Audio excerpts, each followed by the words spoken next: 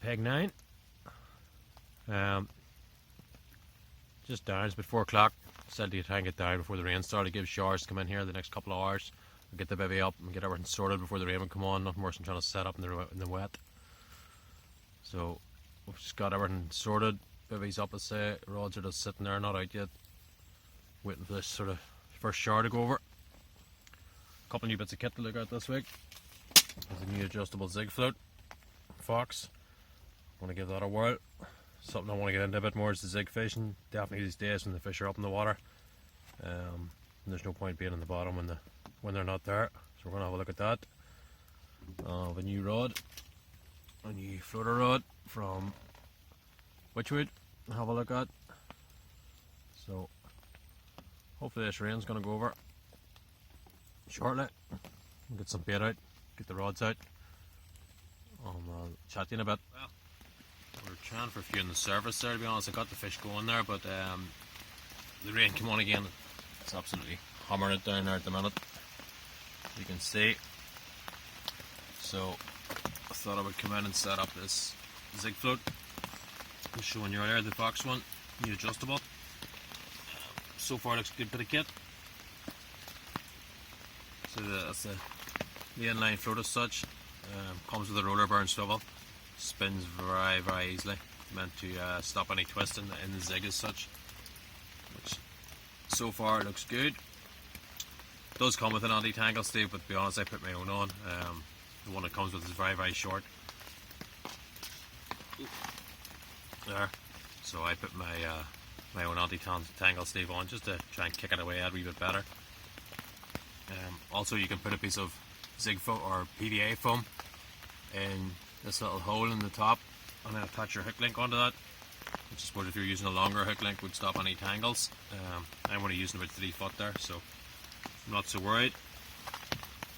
And then see the lead, just basically a running lead. It runs up against, and it is designed to sit down nice and snug the way it's all shaped. There's also a boom section comes with it, which can allow you to lengthen between the lead and the running ring as such. Obviously for fishing weed or silt, allows that to penetrate in a little bit further, stops you getting tangles and keeps everything running nice and smoothly. But no weed here, not much silt, so we don't need that. So I've took it off. You can also, the lead attaches on with a little pin. You can replace that with PVA sticks from Fox. That allows you to cast. Once that PVA melts, then the lead can eject on the take. Again, we've no weight, we've no snags worth talking about, so we don't need to eject the lead. But let's say that's about a 3 foot hook length. That's what am I using? Nash Zig Float, an 8 pound. Again, seems pretty good. It's the first time I've used it. Seems pretty good. Nice knot strength and all in it. It's holding well. And that's just simply a Fox Zig liner on a piece of red foam. I watched the underwater answers from Rob Hughes the other day on diving with zigs in coloured water. On red seemed to stand out the best, so that's why I've chosen red to start off with. But say nice and simple, easy way to fish zigs. Obviously they're hard to cast, big long lengths, and you run the risk of tangles all the time with this. It eliminates most of the tangles. So once this rain goes over, we'll get this chucked out and we'll give it a go. I'll start off just below the surface with it. Obviously I'll bring the float up so we can see it, and then we know we've about 3 foot to come down. And that leaves that zig bug just on the surface, and what I'll do is bring it down another foot, and that should leave it just about a foot below, because that's obviously where the fish are. I'm still seeing fish just topping and no more taking floaters, so we'll give this a whirl, see how it goes, and we'll let you know. A little bit different, nice golden tench. Not too often you get tench in the boilies, but when they look like that, I'm not turning them down. Absolute crackers.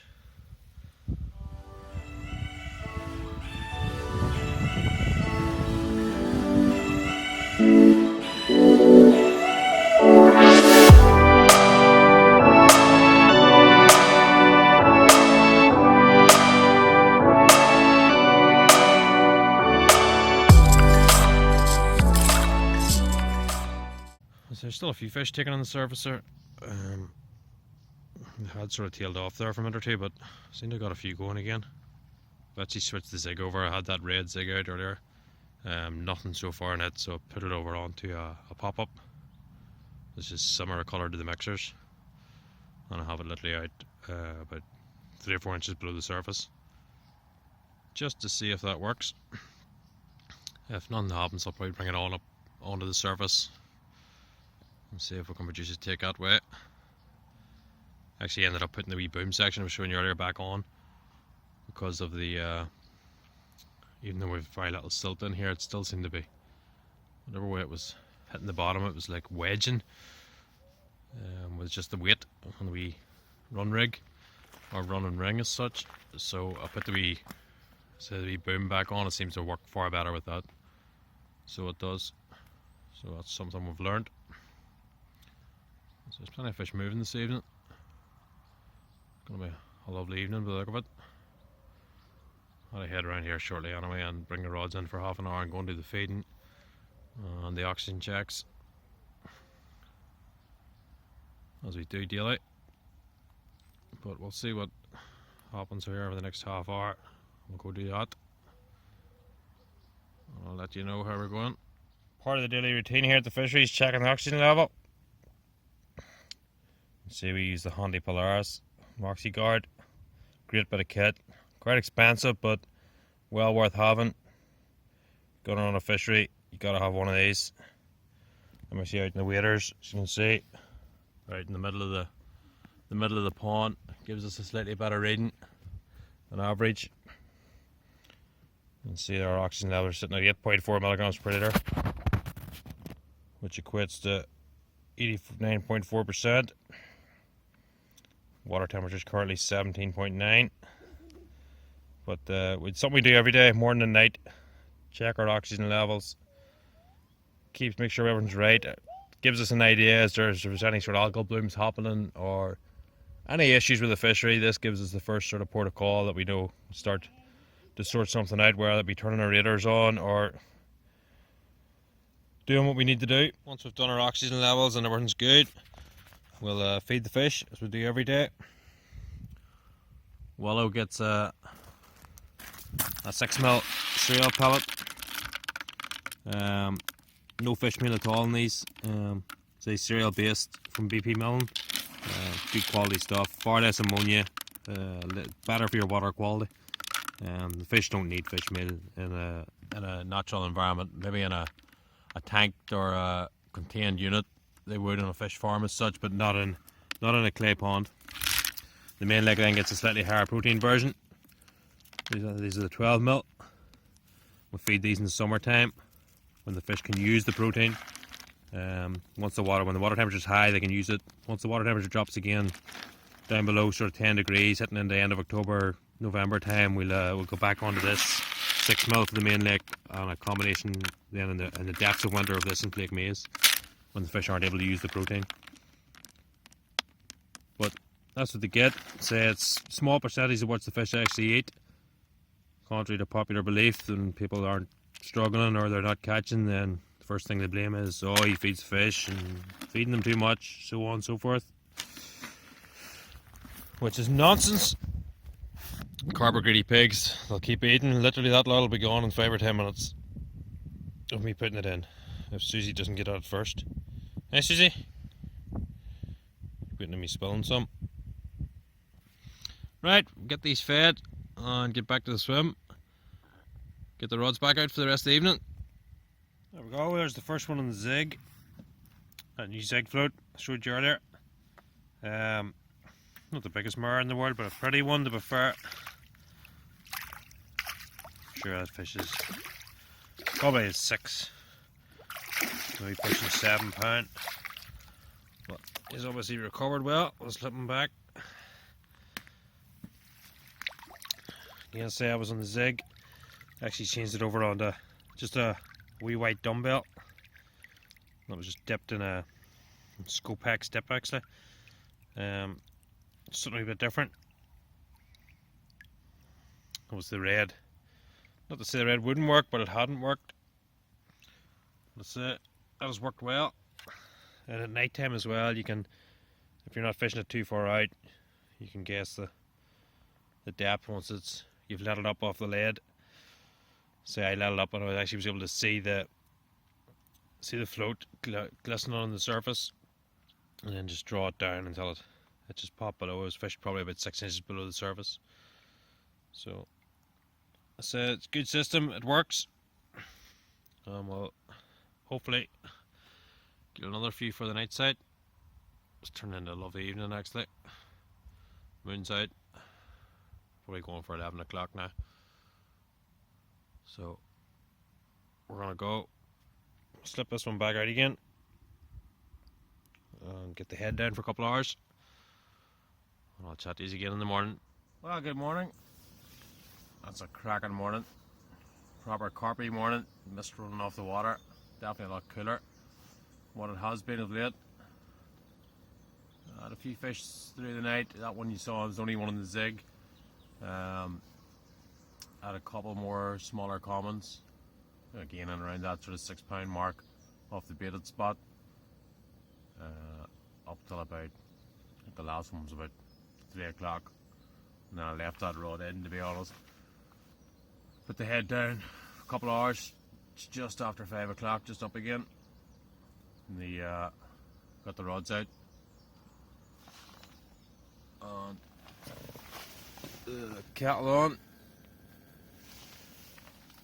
I got a cup of coffee, try and wake it up. So say that zig rig, obviously the adjustable zig float, works very, very well. It's nice to get one on a zig, to be honest. It's not something I've done a lot of. And as I said last night, there's definitely days when it'll pay off, when there's nothing else happening. So persevering with it, chopping and changing colours, size, depths. We'll play about with it for a few weeks and see how we get on. But so the biggest fish was that murre I had last night at 12 pound. You saw earlier there, absolute cracking looking murre. I need to go back through some photographs, but I think I've pictures of that one from it was sort of 3-4 pound right up. If it's the same fish, so when I get finished later on, I'll have a look through and see. But we'll go get this coffee and see what the rest of the morning brings.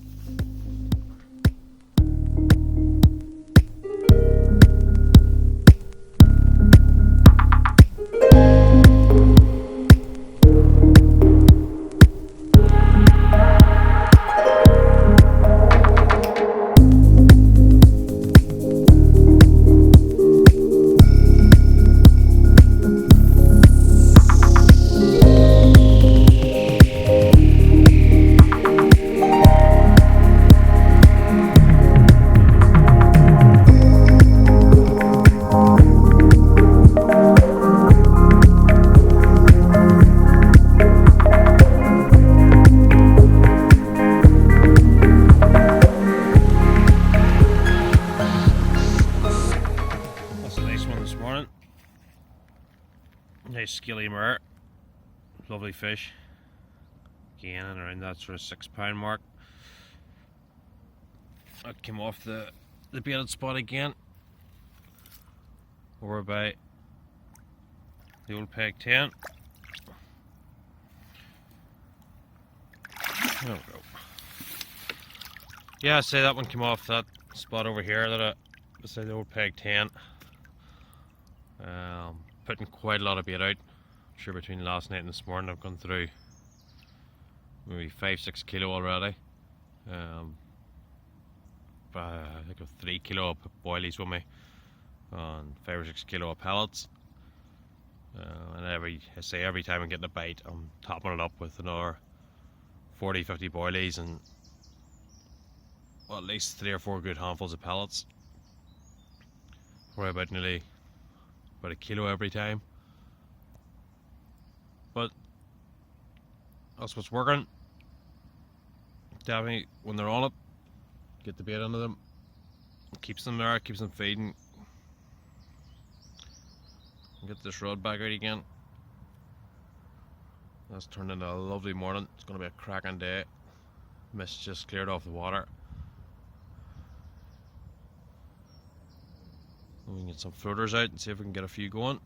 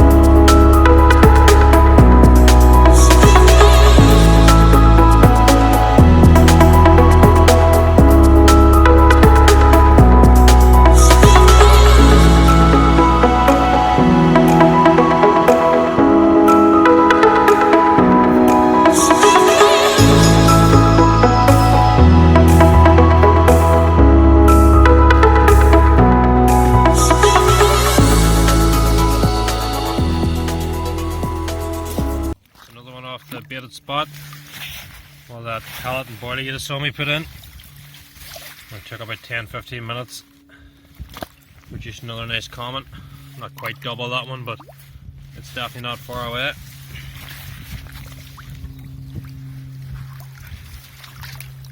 Back she goes. An invention I've come up with.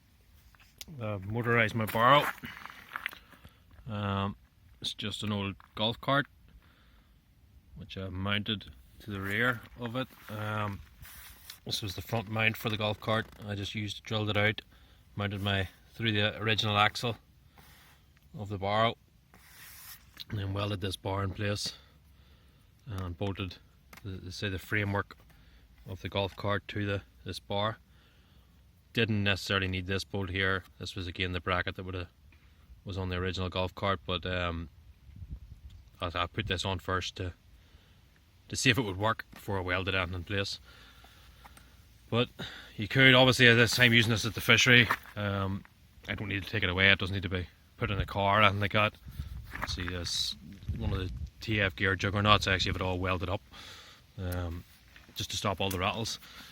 But no, you could actually make this detachable. You know, if you were to weld or attach this on with a pin, we put another bracket onto this part of the axle doesn't actually turn.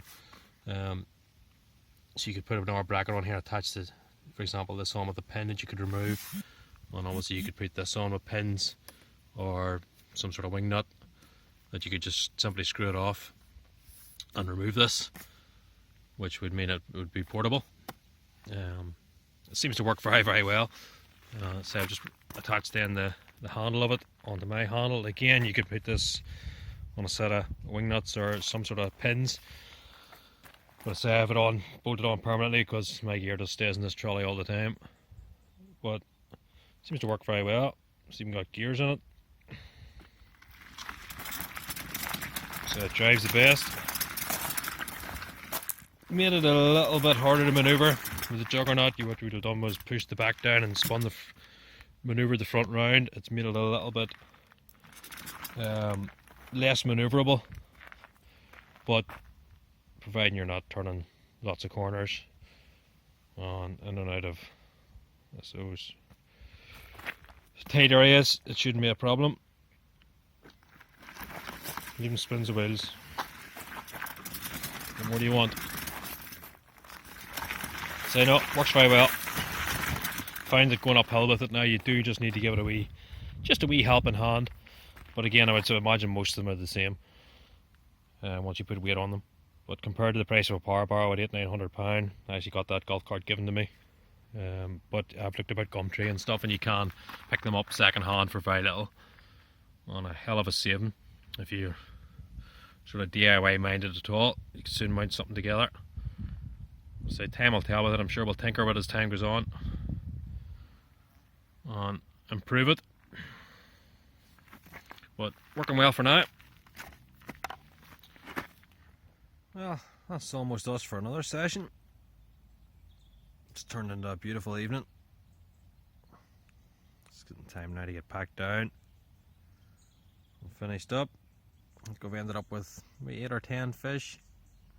So all of them bar one in that zig came off the baited spot. You just saw me putting pellets and stuff on earlier. Over just off the trees here.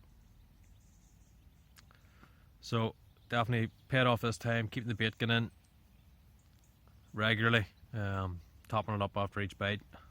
Definitely paid off. So that's where your watercraft comes in, reading the situation, working out what they want, where they want it, when they want it. There's days, don't get me wrong, bait doesn't work. You want to be fishing small PVA bags and just little and often. But generally this time of year, those fish are up for a feed. A lot of people come down and with maybe half a kilo with them, something like that. You know, one carp can come in and raid that up in literally minutes. I've watched them in the edge just devour spots. Again, if you've only a few boilies in or a few pellets, once those fish have cleared that spot, well, there's nothing left other than your hook bait. If they haven't took it, there's not much to attract them back again. So definitely topping it up, keeping the bait going in. There you can see the fish fizzing there again. Sit in front of me, just right here. So they're definitely on the feed. But that's that rod I was saying about earlier too, from Wychwood, that I got this week. It's called the FLTR, it stands for floater. It's a sort of dedicated surface rod, and 2.25 test curve. Well finished for the money, so they're retailing around the £45 mark. Says the 10 foot, they do a 12 foot in it too, same test curve. But nicely finished rod. Time will tell again, but so far looking good. Didn't get anything off the surface this session. I did try a couple of times, but just couldn't get enough of them up, competing for the pellets to produce a take. So if you're in the market for a new sort of dedicated surface rod, well worth a look. It's the Wychwood, it's the FLTR in 10 foot.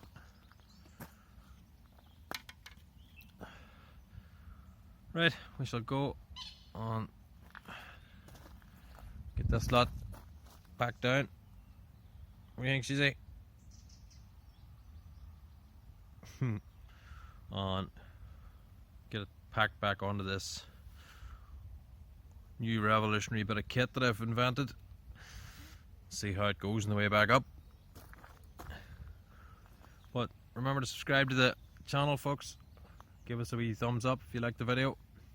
Hit the wee bell icon, it'll keep you updated with the latest content. I'll chat to you soon.